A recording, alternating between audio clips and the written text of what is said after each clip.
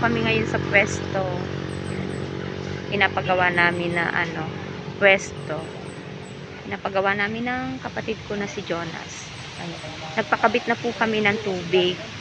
So ito po, medyo nahirapan sila sa tubig. Pagkakabit ng tubig, gawa nga po yung may ugat yung ugat nitong punong kahoy na to. Nahirapan po silang maghukay.